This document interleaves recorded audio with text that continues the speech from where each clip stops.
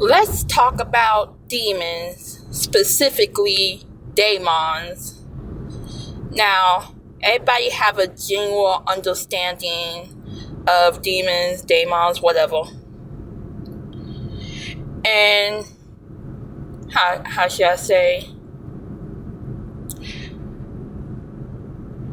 Daemons symbolizes disorder. That is their structure. Their structure is disorder. Angels are order, demons are disorder. Now, again, what disorder of what? Because there are some disorders that are helpful for the greater good. What comes to my mind is freedom fighters. And it's side note is I want that they call freedom fighters when they're fighting for freedom, but that's something else entirely. Just like how both angels and demons neither are good or evil. They both two sides of the same coin with different purposes, with different roles. Angels symbolizes order. Demons symbolizes disorder. Where the context matter is, again, what order and what disorder. That's how you decide in between if a certain energy, whether it's an angel or, whether it's an angel or a demon, whether it is high vibrational or low vibrational, whether it's benevolent or malevolent. And again, there is a whole bunch of gray areas because not everything is just black and white. Now, with that being said, I got messages from demons who support independence and individuality. These are very strong aspects of the self. Do not lose yourself in pleasing others. You have the right to stand up for yourself. You have the right to be, not only the right to be respected, but it goes a lot deeper about that. You don't ask to be respected, you demand it. Matter of fact, it's mandatory. Your own personal demons are heavy about you staying true to yourself, of your individuality, of your free will. That is where your creativity lies. Again, it's all about balance, but the message I have follows strongly and specifically on individuality and independence. Do not lose sight of yourself in the crowd. It is going along to get along is a form of self-sacrifice. That is you betraying yourself. That is a form of, how should I say this? I'm gonna leave that for the next message. But that is a form of you going against yourself, betraying yourself. It is so important. In order for you to be happy, you have to take yourself seriously. You have to put yourself in consideration. You have to respect yourself. You have to hold yourself to that higher standard where you understand, how should I say this? It's my life. And I'm gonna live my life. Ups and downs, no matter what.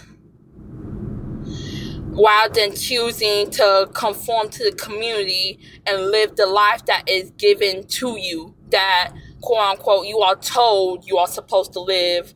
Go out and forge your own path.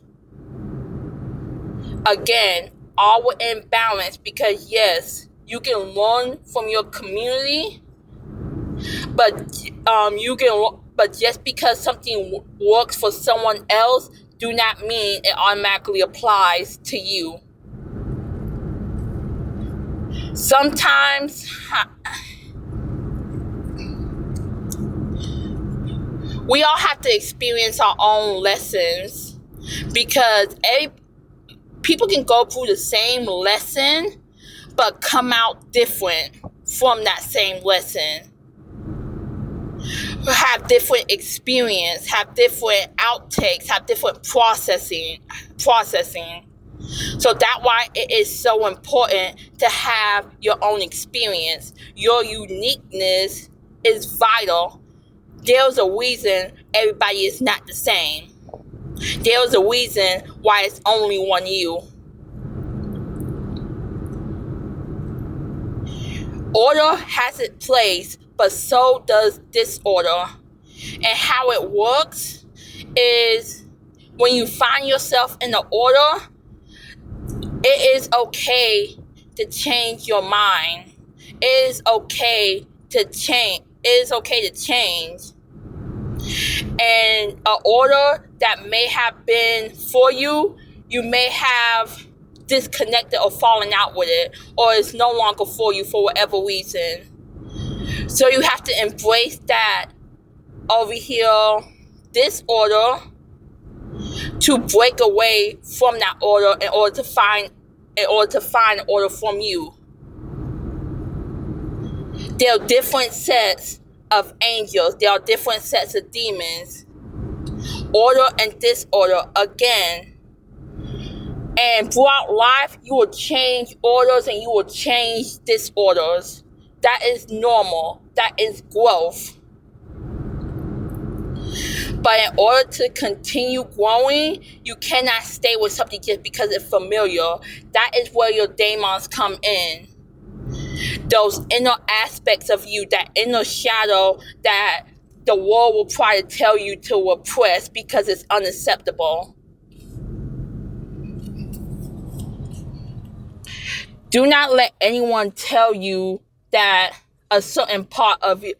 Let me be careful with my words.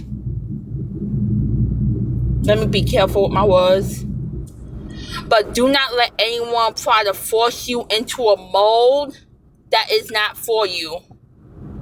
To box you in to their understanding of order.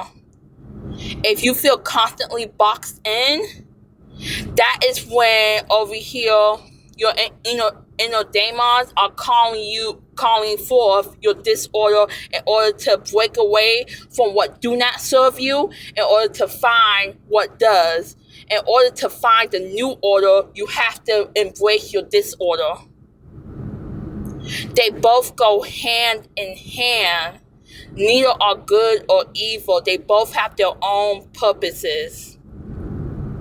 And it's vital that you just don't want, again, because if you reject the Daemon, then you often find yourself being a people pleaser, self-sacrificial, going along to get along, overly indulgent in conformity, where you don't know where you are, who you are, because you're too busy trying to be everything for everybody else. It's not good and bad. Good and bad are human concepts to understand the world around us.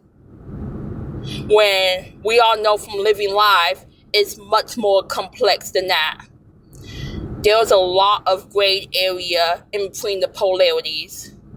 But rejecting one side of the polarity in entirety is extremely unhealthy, just as rejecting either side.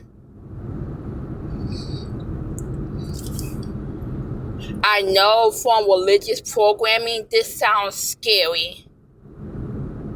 But this is just you, your shadow, your darkness, the aspects of you that you were told were bad and to be ashamed of. Do not be ashamed of yourself.